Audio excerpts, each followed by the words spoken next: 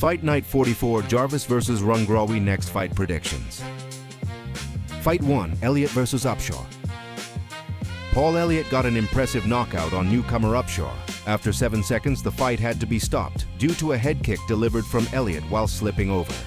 This moves Elliott's record now to 2 wins and 2 losses, whereas Upshaw has lost his debut match, so now is 0-1. It's hard to call what should happen next with the sorry state of the heavyweight division at 1 with just a serious lack of personnel. But with that being said, my prediction for Paul Elliott would be Ben Tynan. I think this matchup is exciting and bound to not see the last bell. Neither are next in line for the belt, or to even attempt to challenge for the belt, but to have both just keep beating the new signings isn't good for business. A win over one another would boost their claim to challenge for the belt though. And for Reagan Upshaw, I could see him facing off against Takuchi in Japan. Being an early fight on a future card, I wasn't too impressed by Upshaw and didn't get to see a whole lot of him. But the lack of experience and no professional bouts makes me question his place within 1. Fight 2, Shinji Suzuki vs. Ferrari Fairtex. This fight was dominated by Ferrari Fairtex. His work within the clinch and his textbook Muay Thai style was used perfectly. Ferrari dropped Suzuki 2 times in round 3, and Suzuki did well not to be finished. Ferrari still is without a finish in 1 so far, only winning by the judges. There is only one matchup I think makes a lot of sense. A rematch versus Kiamran Nabati. Nabati won the first fight by knockout in round 1. Later this was changed due to testing positive for illegal substances. So now it's a no contest. I think both fighters will be wanting this fight to sort out the blemish on their record. And both are currently in the same position of being an elite fighter within 1, but not near the belt. And for Suzuki, I think a good matchup will be So Lin Wu. Both are aging as fighters, and it's clear to see that within the recent One Championship records, both have huge followings within their respective countries. So making this fight for a One Samurai card would make a lot of sense. Fight 3, Gazarian vs. Izaki. A fight that was meant to bring a highly talented Japanese prospect into 1. Quickly turned into a dominant performance from Gazarian. With Izaki unable to take him down, his BJJ was useless. His game plan was obvious and narrow-minded. Gazarian deserves all the credit from a very good performance. A matchup which makes sense to me would be against Henrique. Both are recent signings, and both have went 1 win and 1 loss so far. Both lost their debut and now are coming off impressive wins.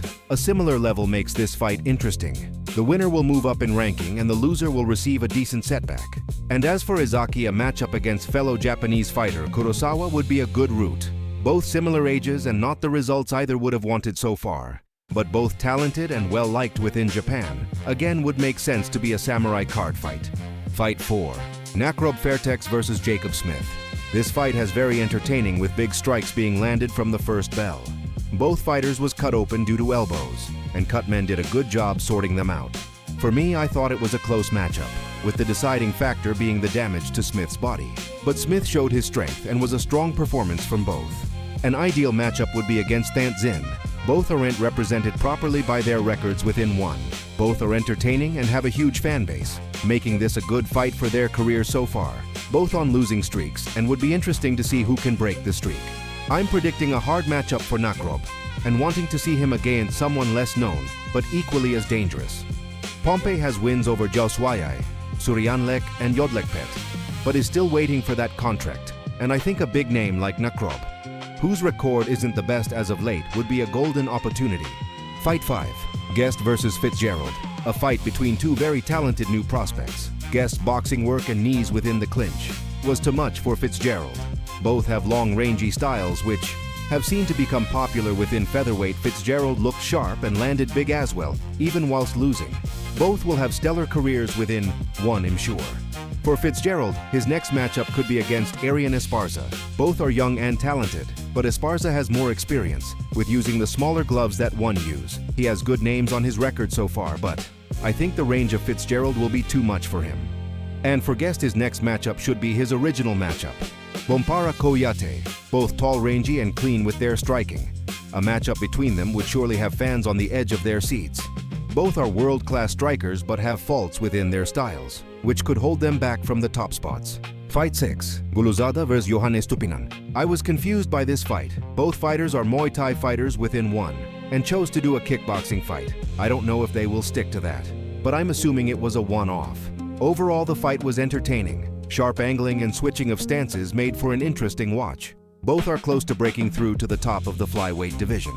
In the end, Estupinan got the win, although I would have went the other way. Estupinan's next fight could be Yodlikpet. He is a top-quality striker and is entertaining to watch. Yodlikpet is a dangerous fighter, and with all the eyes on the flyweight division at the moment, due to a new champion and legends off the sport still around. Making an impressive performance to be mentioned in conversations should be top priority for these two. A matchup I could see happening is Guluzada versus Haggerty. Both are young and talented, both fast and technical. I believe a matchup between the two will happen eventually, if not next. A big name on the record for both to climb higher up the flyweight division, both sitting around the same place in the division at the moment. Fight 7, OK Rayun versus Lucas Gabriel. A good fight between two genuine contenders. Gabriel walked away with a good win after winning most trades on the feet and scrambles on the ground. Rayun did well with defending most takedown attempts. If Rayun continues without a big timeout, he will be important within the division. If he stays active, a fight against Tetsuka would be interesting. They are both similar ages, but a massive size difference which would make it interesting. Both are dangerous and have positive records within one possible samurai card fight. And as for Gabriel, what better way to show you're ready for an MMA title shot than by beating Cade Rutolo, the lightweight submission grappling champion who is 4 wins and no losses within MMA as well. Would be interesting to see Gabriel try switch it up against a fighter like Rutolo. Fight 8, Rungrowi versus George Jarvis. A great fight between two top contenders. George Jarvis made sure to solidify his first victory with a stellar knockout over Rungrowi, coming back after being knocked down early in round 1. Both are still at the top, but G-Unit has an opportunity to challenge for the belt. The only matchup which makes sense is the only other lightweight Muay Thai fighter trying to stay active. Clin Mi is similar in age, height, record, and in style, with both being powerful strikers. Both coming off a loss to George Jarvis as well. Would make for a great fight on Inner Circle within the future. For the final matchup, of course it will be G-Unit taking on the champ Regin Irsel in a deserved rematch. The first fight ended in round 1 with the champ knocking out G-Unit. Both fighters have grown since then and would make for an interesting fight. Irsel has also accepted this fight on social media, displaying interest in the rematch. If you agreed with or can think of any better matchups, drop them below in the comments. Who do you think wins the rematch? And don't forget to like and subscribe.